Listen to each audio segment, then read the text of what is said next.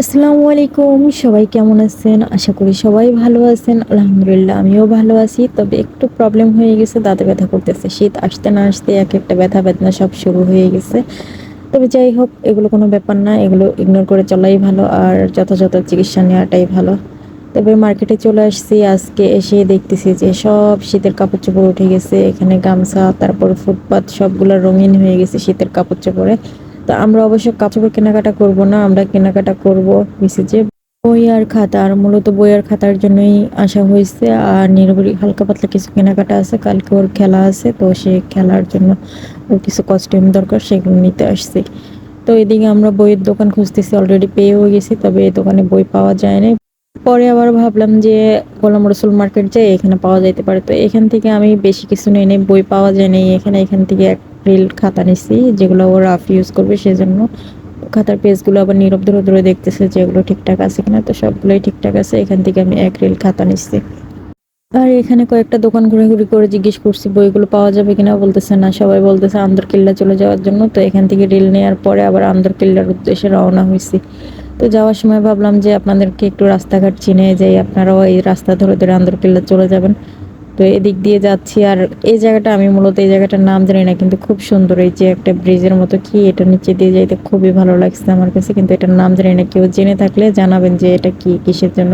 তবে রিক্সাওয়ালা একজনকে জিজ্ঞেস করছি, এটা বলতেছে নাকি এটা রেস্ট হাউস, মানে ফরেনার যারা আসে তারা এখানে থাকে। এখানে সুইমিং পুল, তারপরে আরো অনেক কিছু আছে।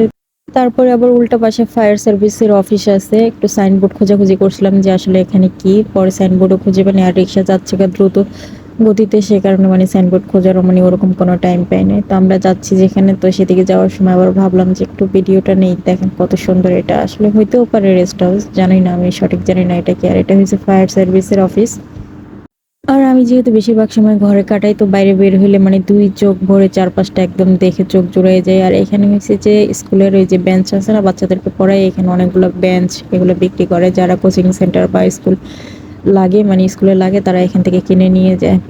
আর আজকের আকাশটা আমার ভালোই লাগে। আর আমি বাইরে বের হলে মানে বেশিরভাগ আমি দেখি আকাশ, গাছপালা, প্রকৃতি, মানে যত পারি চোখ জুড়াই দেখি নেই। কারণ সচরাচর আমার বের হওয়া হয়ই না, মানে আমি খুব কম বের হই। আর বের হইতে পারলে মানে দুই চোখে যত মানে পাওয়ার আছে সব পাওয়ার দিয়ে আমি চারপাশটা ইচ্ছা মতো দেখে নেই। কারণ আবার কয়দিন পরে বের হই কোনো ঠিক নেই। আর এখানে এই যে মাছ ধরার জাল, অবশ্যই এখানে পুকুর, তারপরে খাল বিল কম, কিন্তু কারা মাছ ধরে আমি জানি না। হয়তো গ্রাম সাইড থেকে যারা আসে তারা মাছ ধরার জন্য জাল নিয়ে যায়। আর এটা হয়েছে যে রাজস্থান টেরি বাজার।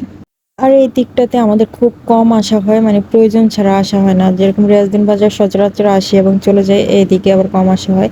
এখানে আবার ছোট্ট করে একটা জ্যাম বাজছে, জ্যাম ঠেলে মানে কতক্ষণ পরে মানে গন্তব্যে চলে আসছি। আর এইদিকে বেশিরভাগই বইয়ের দোকান, খাতার দোকান, সবকিছু এখানে পাওয়া যায়। আর মূলত একটু রাজদিন বাজার থেকে একটু কমই পাওয়া যায়, মানে 10-20 টাকার একটা ডিফারেন্স থাকে। আমি রাজদিন বাজার থেকে রেল নিছি একটু দাম দিয়ে, এখানে 20 টাকা কমে পাওয়া যাইতেছে। তো এই চাচাটা আবার অনেক ভালো, উনি আমার ছেলেকে বইগুলো খুঁজে খুঁজে দিল। তারপরে আবার বললো যে আবার যাওয়ার জন্য, আবার আসার সময় মা ছেলেকে আবার চকলেট গিফট করলো।